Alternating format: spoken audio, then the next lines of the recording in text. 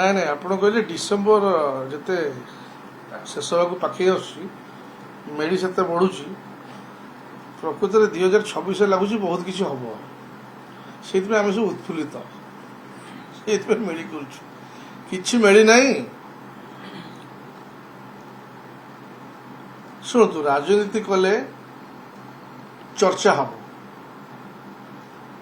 ଚର୍ଚ୍ଚା ହେଲେ ସମସ୍ତଙ୍କୁ ଖୋରାକ ମିଳିବ ହେଲା କଥା ବଟ୍ ଅନ୍ତର୍ନିହିତ ଉଦ୍ଦେଶ୍ୟ ଯାହା ଅଛି ତା ହେଉଛି ଆମେ ଏକାଠି ବସିଥିଲୁ ନିର୍ବାଚନରେ ଅନେକ କିଛି ଘଟଣା ଘଟିଗଲା ତାପରେ ଦୂର ଦୂରାନ୍ତ ଯେଉଁମାନେ ସବୁ ଥିଲେ ଯଥା ମାଲକାନଗିରି ହଉ କୋରାପୁଟ ହଉ ବରଗଡ଼ ଦେଖା ହେଇନଥିଲା ଗୋଟେ ଏକାଠି ବସି ଗୋଟେ ବଣଭୋଜି ଆମେ କରୁଥିଲୁ ସେଥିପାଇଁ ଗୋଟେ ପ୍ରପୋଜାଲ ଦେଲୁ ଏବଂ ଆପଣମାନେ ଯେଉଁ ନାଁ ଦେଇଛନ୍ତି ଲିଗାସି ଯେଉଁମାନେ କହିଛନ୍ତି ଆମେ ଯେଉଁ ଯୁବ ନେତୃତ୍ୱ କେଇ ଜଣ ଅଛୁ ଆମେ ସମସ୍ତଙ୍କୁ କଣ୍ଟାକ୍ଟ କଲୁ ସମସ୍ତେ ଖୁସିରେ ଖୁସିରେ ରାଜି ହେଇଗଲେ ତ ରାଜି ହେଲେ ଆଉ ଖାଇବା ପିଇବା ନାଚ ଗୀତ କରିବା ସେ ଦୃଷ୍ଟିରୁ ଗୋଟେ ସେଇ ପରିପ୍ରେକ୍ଷୀରେ ଗୋଟେ ହେଇଥିଲା ଆ ଭିତରେ ଅନ୍ୟ କୌଣସି ଉଦ୍ଦେଶ୍ୟ ନାହିଁ। ଆଜ୍ଞା ଯେହେତୁ ଆଗାମୀ ଦିନରେ ପ୍ରତିଷ୍ଠା ଦିବସ ଆସୁଛି ଦଳ ମଧ୍ୟ ଅନେକ ନୂଆ ଯୋଜନା ଆଣୁଛି ବା ନୂଆ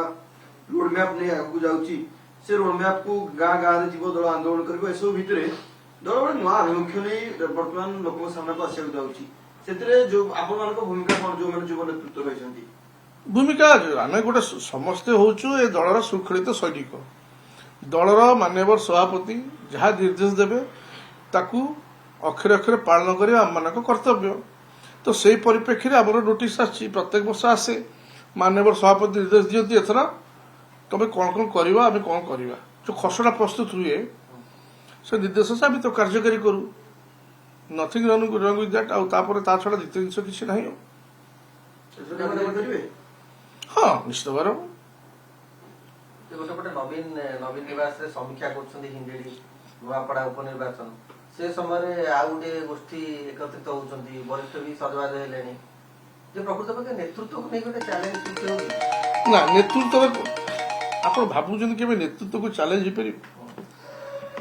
ମୁଁ ସବୁବେଳେ କହି ରଖିଛି ସର୍ବଭାରତୀୟ ସ୍ତରରେ ଆଞ୍ଚଳିକ ଦଳ ହିସାବରେ ବିଜୁ ଜନତା ଦଳ ଅନ୍ୟତମ ସର୍ବବୃହତ ଦଳ ଏବଂ ଶୃଙ୍ଖଳିତ ଦଳ ନେତୃତ୍ୱ ଗୋଟିଏ ନବୀନ ପଟ୍ଟନାୟକ ତା ଛଡା ଆଉ କିଛି ଜିନିଷ ନାହିଁ ତେଣୁ ଯେଉଁମାନେ ଏ ଯେଉଁ ସ୍ପେକୁଲେସନ ଚାଲିଛି ଏୟା ସେୟା ସେସବୁ ଜିନିଷ କିଛି ନୁହେଁ ସମସ୍ତେ ହୃଦୟରୁ ଭଲ ପାଇଛନ୍ତି ନବୀନ ପଟ୍ଟନାୟକ ଏବଂ ମାନି ନେଇଛନ୍ତି ଶେଷ ପର୍ଯ୍ୟନ୍ତ ନେତା ଆମ ନବୀନ ପଟ୍ଟନାୟକ ହେଲା କଥା।